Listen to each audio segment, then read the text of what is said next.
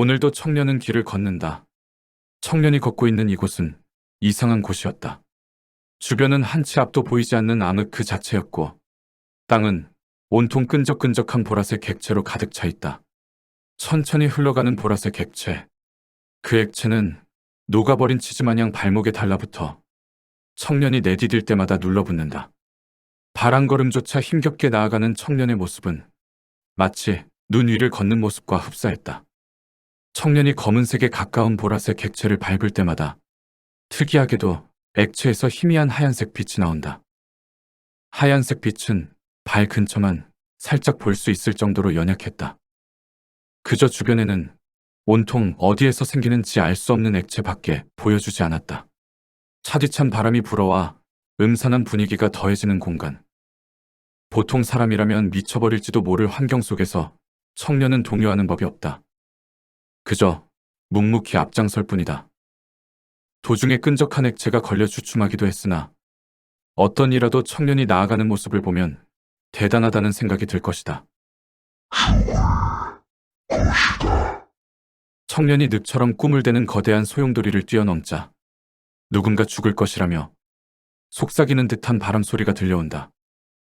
사실 청년이 가면서도 주변에서 간간히 늑대 울음소리가 들려오긴 했다. 하지만 지금처럼 희미하지만 역설적으로 또렷이 각인되는 목소리는 아니었다. 청년이 소용돌이 위에 있는 딱딱한 무언가를 밟으며 뛰어넘자 꺼림직한 목소리는 더욱 선명히 들려온다. 그러나 청년은 이마저도 익숙한지 그다지 신경 쓰지 않았다. 그저 청년은 앞으로 걸어갈 뿐이었다. 어느덧 하염없이 걷던 청년 앞에 거대한 벽이 나타난다. 초콜릿 퐁두가 흐르듯 벽에서 보라색 객체가 끊임없이 천천히 흘러내리고 있다. 물론 어둠에 가려 벽 끝이 보이지 않아 어디서 오는지도 알 수 없다. 청년은 한참을 끝이 보이지 않는 벽을 바라보다가 한숨을 내쉰다. 도대체 이게 몇 번째야? 대사로 짐작한 건데 얼마나 방문한지는 알 수 없었다. 그래도 두려움이 사라질 정도로 방문했다는 것 정도는 유추할 수 있다. 청년의 오른쪽에는 솟아오른 높은 언덕이 보인다. 언덕 정상에서 액체가 하염없이 뿜어져 나왔다. 마치 초등학교에서 과학 시간에 볼 법한 화산 모형에서 마그마가 나오는 것 같았다.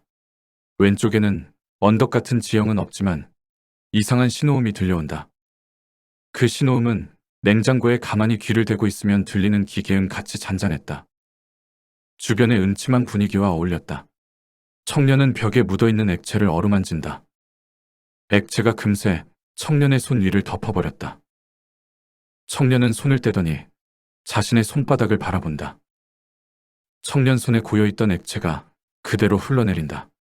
청년은 손에 마저 묻어있던 액체를 탈탈 털어내며 좌우를 살폈다. 이제 여기서 어디로 간담? 청년은 양쪽을 번갈아 보다가 결국 눈을 감으며 고민에 빠진다. 잠시 뒤 청년은 결심한 듯이 주먹을 꽉 쥐고 왼쪽으로 방향을 튼다. 이상한 신호음이 들리는 그곳으로 말이다. 청년은 그저 묵묵히 신호음이 들리는 곳을 향해 걸어갔다.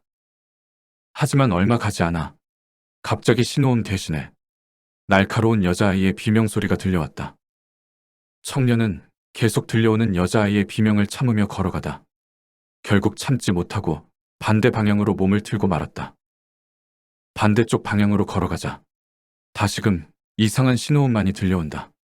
결국 여기로 가야 하는 건가? 진짜 가기 싫은데. 솟아오른 언덕 앞에는 긴 동굴이 있다. 동굴 끝에는 하얀색 빛이 내부를 비추고 있다. 그 하얀색 빛은 청년의 발 주변에서 생기는 빛처럼 옅어서 정확하게 동굴이 얼마나 되는지는 알 수 없었다. 게다가 당연한 이야기겠지만 동굴 안에는 검은색에 가까운 액체가 흐르고 있다. 특히 천장에서는 끈적한 액체가 종유석 마냥 늘어나 그 끝에서 액체가 똑똑 떨어지는 중이다. 마치 동굴의 종유석을 보는 듯했다.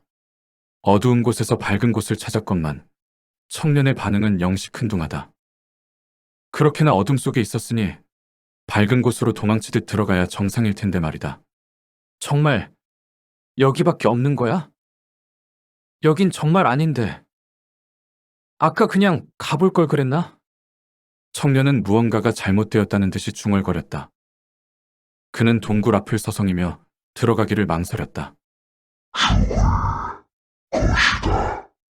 그때 청년의 뒤쪽에서 죽을 것이라고 속삭이는 바람 소리가 가까이 들렸다.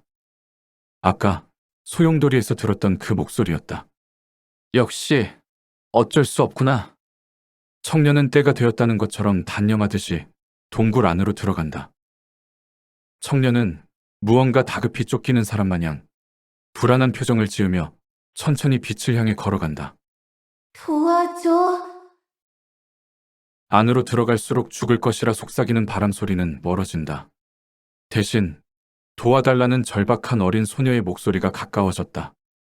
주변 분위기와 도저히 맞지 않는 여린 목소리는 동굴 끝에 있는 빛에 다가갈수록 선명해졌다. 또한 안으로 들어갈수록 주변이 밝아졌으며 바닥에 있는 액체의 점성도 옅어져 쉽게 발을 뗄 수 있었다. 하지만 이상하게도 청년은 숨을 헐떡이며 힘겨워했다. 청년 앞으로 바닥에 툭 튀어나온 작은 돌부리가 보였다. 청년이 돌부리를 보지도 않고 뛰어넘자마자 멀리 있을 줄 알았던 빛이 바로 앞까지 다가왔다. 빛의 정체는 빛나는 하얀 공이었다. 하얀 공은 살짝 떠 있었는데 태양처럼 밝았으나 신기하게도 가까이 있어도 눈이 부시지 않았다. 도와줘. 하얀 공은 전보다 더욱 선명한 음성으로 도와달라고 재촉해온다. 청년은 거칠게 숨을 내쉬며 공을 향해 천천히 손을 뻗는다. 공 앞으로 손이 거의 다다랐을 때쯤 갑자기 청년이 멈칫한다.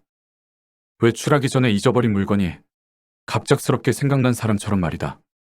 그러고는 그는 허겁지겁 고개를 숙이며 무언가를 찾기 시작했다.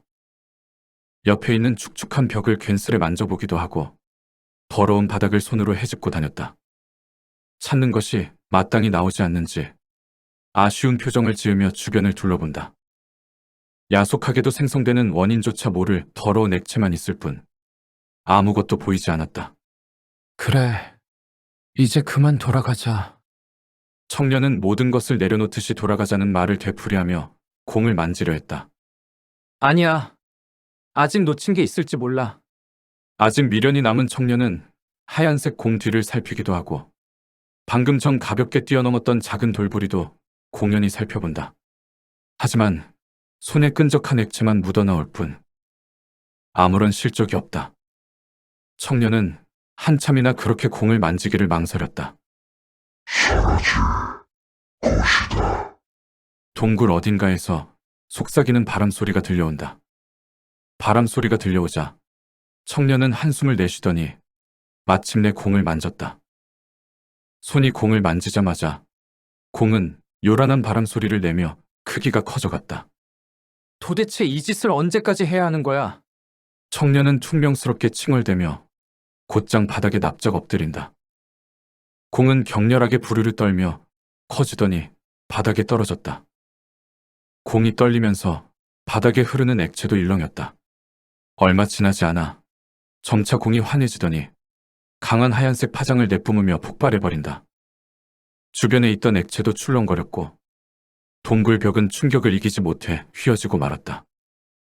그렇게 청년은 아무런 저항도 하지 못한 채 하얀 빛에 휩쓸리고 말았다.